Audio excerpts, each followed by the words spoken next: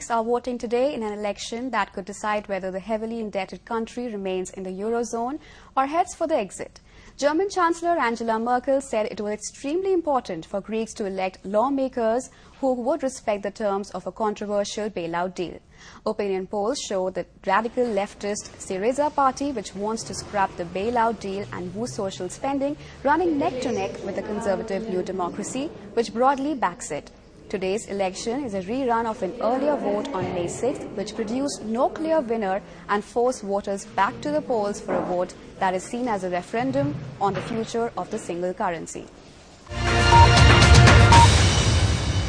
They've done the handshakes, the pleasantries, the selling of the party message. It's been a short, sharp campaign. And now it's up to the Greek people to decide which politician they want to lead them through the worst financial crisis in their modern history.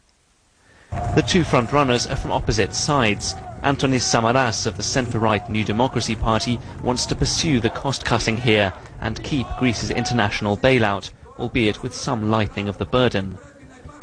But Alexis Tsipras is a tough challenger. Leader of the leftist Syriza, he wants to scrap the bailout and halt the cuts. Brussels says that could lead Greece into bankruptcy and out of the euro.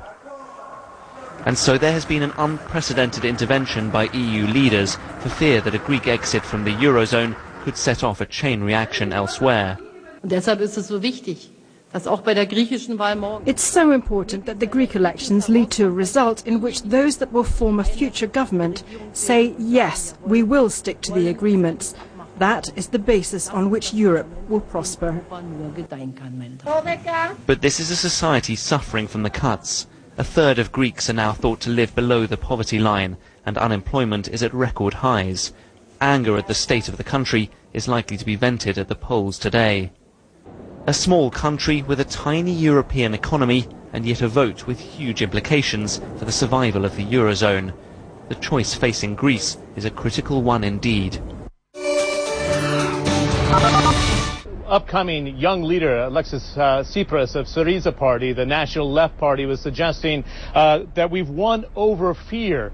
He has talked about potentially exiting the euro and restructuring the memorandum of austerity in Brussels that he calls a memorandum of bankruptcy. He says it's too heavy on the Greek people. He actually wants to add 100,000 public sector workers, which would probably break the deal with Brussels. But he says we have nothing to fear. We can go into the unknown. Countered against Mr. Samaras, Antonis Samaras, who's 61 years old, representing the New Democracy and also representing this idea, let's stay with austerity, maybe have to water it down, but let's stay with the euro. So the Greeks have two distinct choices.